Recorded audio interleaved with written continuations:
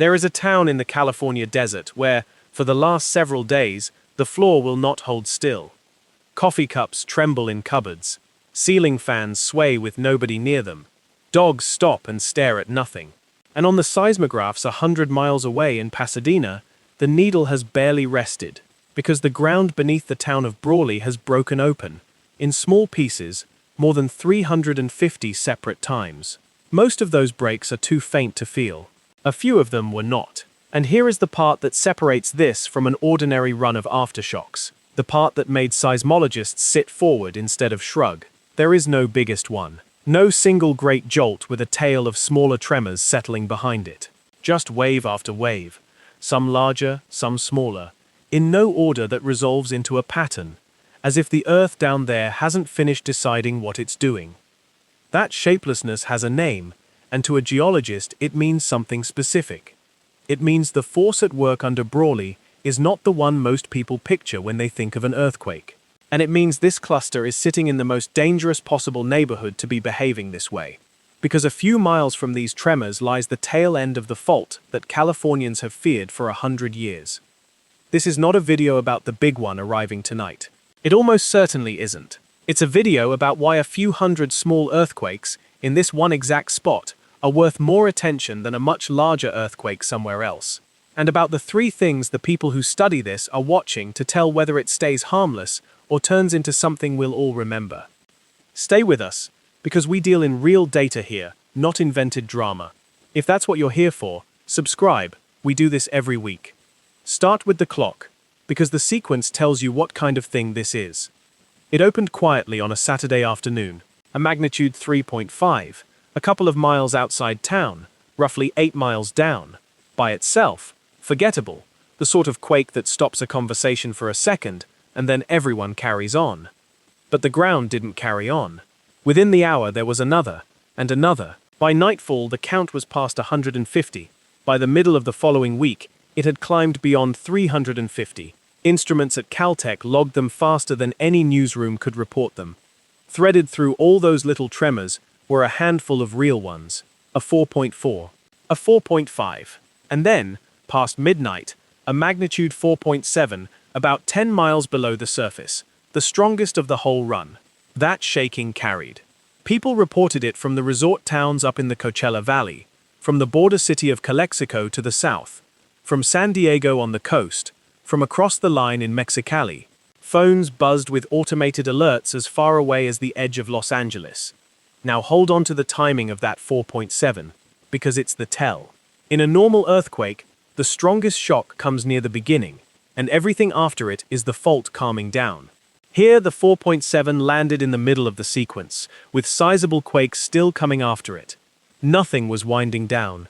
The ground kept going as if that biggest quake had never happened. The city put out the expected reassurances, a few water main leaks, some utility calls, no serious damage, no injuries, no immediate danger. All true. And all beside the point, because the thing worth watching here was never the damage on the surface. It was the shape of the sequence underneath. To see why that shape mattered, you have to know that earthquakes come in 2 very different kinds of run, born of 2 different forces. The familiar kind is a main shock and its aftershocks. 2 slabs of rock are jammed together along a fault, bending under tectonic strain for decades or centuries, until the strain finally beats the friction and they lurch past each other. That lurch is the main shock, one large release of stored-up energy. The aftershocks that follow are just the fault settling into its new shape, and they taper off, smaller and less frequent, day by day. The biggest event comes first, and everything is a diminishing echo of it.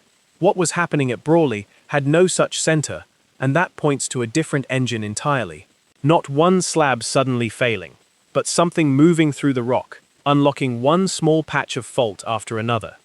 Underneath this valley, that something is almost certainly fluid. Deep down, the crust here is threaded with hot, briny, pressurized water. When that fluid forces its way into a fault, it doesn't push the rock apart so much as grease it. It lowers the friction that was holding the 2 faces together and lets them slip in a scatter of small movements instead of one clean break.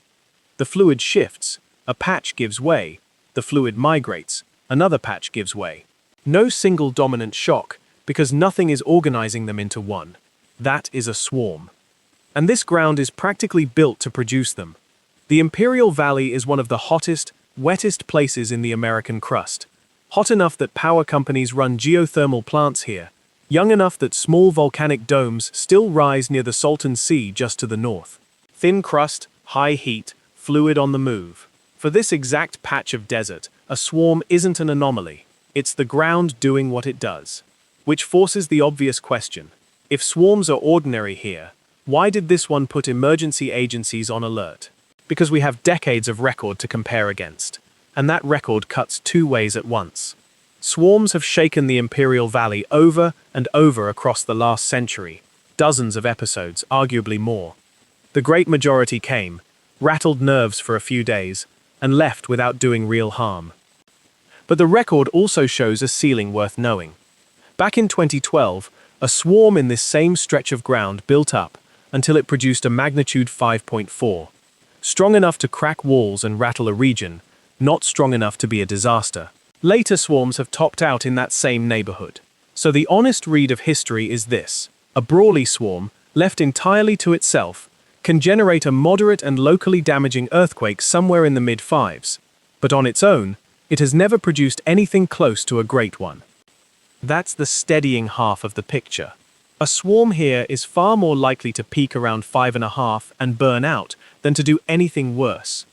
The unsteadying half is a matter of geography. A mid-5 earthquake in the open desert is one thing. A cluster of quakes going off a short distance from a fault capable of a magnitude 8 is another. Because the danger here was never really about the size of the swarm. It's about what the swarm is sitting next to.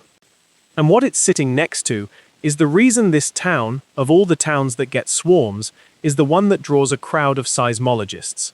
Brawley lies inside a stretch of ground called the Brawley seismic zone. And the simplest way to picture it is as a splice.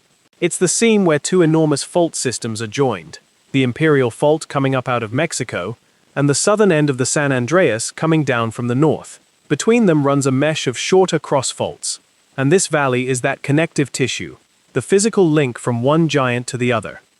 That's why the address matters more than the magnitude. When the crust slips inside the Brawley zone, it isn't slipping off on its own somewhere harmless. It's slipping in the precise place that's mechanically wired to the far end of the San Andreas. And you have to understand what that far end has been doing to feel the weight of it. The Southern San Andreas hasn't produced a major earthquake in roughly 3 centuries, 300 years of two tectonic plates leaning on each other, with nowhere for the pressure to escape. In the models, this segment shows up as one of the most heavily loaded pieces of fault anywhere in the country.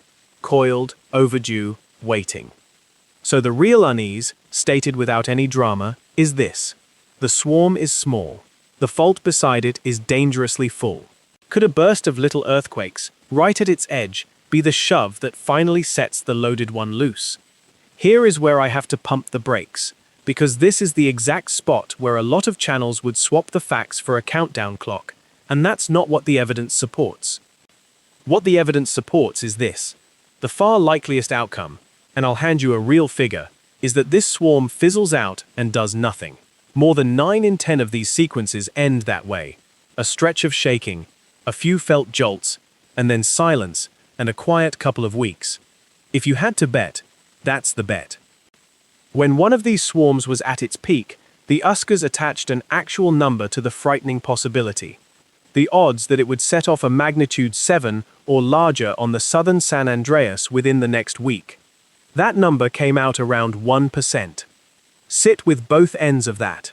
1% is small. 99 times in 100, nothing follows. But 1%, for an event that could flatten a region, is also many times the risk of an average week. And that's precisely why professionals don't wave it away. It isn't doom, and it isn't nothing. It's a lightly weighted coin in a game where the losing side happens to be catastrophic. Both facts are true together, and you need both to think about this honestly. That's the base case. What makes the 1% more than a number is the reason this particular fault has stayed silent for 300 years. And that reason is stranger than you'd guess. To understand why the Southern San Andreas is so overloaded, you have to picture a lake that isn't there anymore. This desert wasn't always desert. Over thousands of years, the Colorado River kept wandering off its course and pouring into the basin where the shrunken Salton Sea now sits, filling it with a vast freshwater lake, ancient Lake Kauai.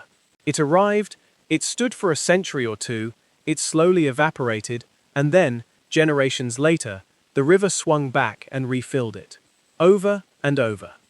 And that lake sat squarely on top of the Southern San Andreas. When it filled, it pressed billions of tons of water onto the crust and drove water pressure deep into the fault, and that appears to have been enough, again and again, to trip it. Match the geologic record of the fault's past ruptures against the record of when the lake stood full, and the two line up. The great Southern San Andreas quakes tended to strike when Lake Kauai was there. Now carry that forward to today. The lake is gone, evaporated away centuries back. The natural trigger that used to fill, load, and periodically release this fault has been switched off. And so the strain has done nothing but accumulate. For 300 years, the Southern San Andreas has been taking on load with nothing to bleed it off. That flips the meaning of the silence completely. The quiet doesn't mean a fault at peace. It means a fault that's been saving everything and spending nothing. And the calm is the most loaded thing about it. This isn't just a theory the researchers keep to themselves either. The state has formally reacted to a swarm in this zone before, and not long ago. During an earlier episode near Bombay Beach, on the eastern shore of the Salton Sea, more than 140 quakes struck in a matter of days. And the official response went past a statement. California's Office of Emergency Services issued a formal earthquake advisory, and not for Imperial County alone. It covered 8 counties, Los Angeles and San Diego, and Riverside, and San Bernardino, and Orange and Ventura, and Kern among them.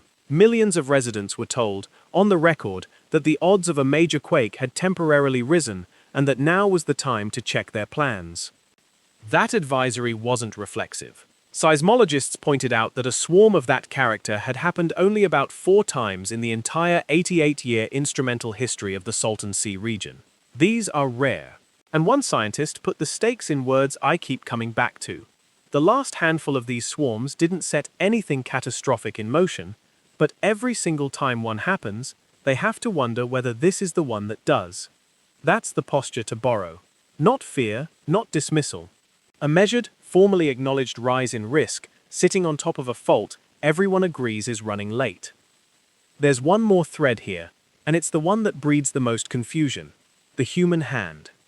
Recall that this valley is studded with geothermal plants pulling heat from that hot, wet crust and moving fluid underground as they do it. And since fluid movement is very likely what drives these swarms in the first place, the question writes itself: are the power plants making the earthquakes? The honest answer is that they're probably not the main driver, but it's a legitimate question, and it's genuinely studied. The Imperial Valley sits over a slow continental rift, a place where the crust is quite literally being torn apart, which is the reason it's so thin and hot and fluid-soaked to begin with. Swarms were shaking this valley long before the first turbine was ever installed. The natural machinery of the rift is more than enough to account for them. Injected fluid can, in certain documented cases elsewhere, give a fault a nudge. That's real. But here, the natural system so overwhelms the industrial one that the most likely picture is a deep tectonic engine doing nearly all the work, with human activity, at most, a faint annotation on a very loud natural signal.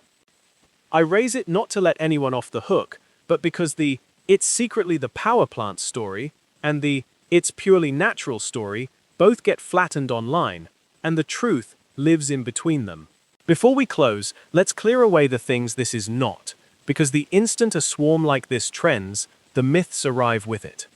It was not set off by an earthquake somewhere else, not in Texas, not in Japan, nowhere. Faults on opposite ends of a continent aren't wired together the way that claim assumes. 2 quakes in the same week on unrelated fault systems isn't a connection, it's counting. The planet produces thousands of earthquakes a day. Things that happen constantly will sometimes happen close together. It was not caused by a solar flare. The sun cannot reach down and squeeze a fault 8 miles underground. There's no established mechanism, and the idea has been looked at and come up empty. It was not caused by the planets lining up. The pull of the planets on the Earth's crust is real and is far too weak to matter, and the alignments people point to usually aren't alignments in any real sense. And it is not a secret warning being kept from you. Every fact in this video comes from the USGS, from Caltech, from California's own emergency agency, published, in the open, on the record. If anyone had a reliable way to forecast a great earthquake, it would be the biggest story on Earth, and the people holding it would be household names, not hiding. I'm blunt about all of it because the genuine hazard here is serious enough without the noise. Every minute spent worrying about solar flares is a minute not spent finding out where your gas shutoff is. So let me leave you with the part almost nobody hands you, the actual dashboard. There are 3 signals the people who study this watch to know whether a swarm is turning into something that matters. Follow these and ignore the rest. The first is size. As long as the quakes stay small, under roughly magnitude 4.5, this is background hum for a zone like Brawley. If the swarm starts throwing quakes up into the 5s, and especially if they keep climbing rather than leveling off, that's the sign it's doing more than fading. The second is direction. Watch which way the cluster is creeping. A swarm that stays put, or drifts away from the San Andreas, is far less worrying than one migrating northwest, toward Bombay Beach, and the tail of the San Andreas itself. Motion toward the giant is what tightens the odds. Distance from it is reassuring. A swarm several miles off the fault is very probably too far away to nudge it. The third is an official advisory. If the USGS or California's emergency office issues a formal earthquake advisory, like the 8-county one from before, that is not routine. That's the professionals telling you, plainly, that the probability has measurably climbed. That's the moment to work your plan instead of merely watching. Everything else, the viral clips, the countdown timers, the doom, is static. Size climbing, motion toward the fault, an official advisory, those 3, that's the whole instrument panel. The most probable ending, by a wide margin, is the boring one. Brawley shakes for a while, and then goes still, the way it has dozens of times across the last 100 years. The giant next door stays asleep. This becomes one more entry in a long catalogue of swarms that led nowhere. But the fault is loaded, the lake that used to relieve it is long gone, and every so often, the ground right at its edge begins to move. That's why the people who understand this don't look away. Not because tonight is the night, because it almost certainly isn't, but because one of these nights, somewhere down the years, will be. If this made the situation clearer, subscribe. We keep a close eye on this zone, and if that ground at the doorstep starts drifting toward the door, you'll hear it here first. And tell us in the comments, did you feel this one? Where were you, and what did it feel like? A lot of you live right on top of this, and we read every reply. Thanks for watching. We'll see you in the next one.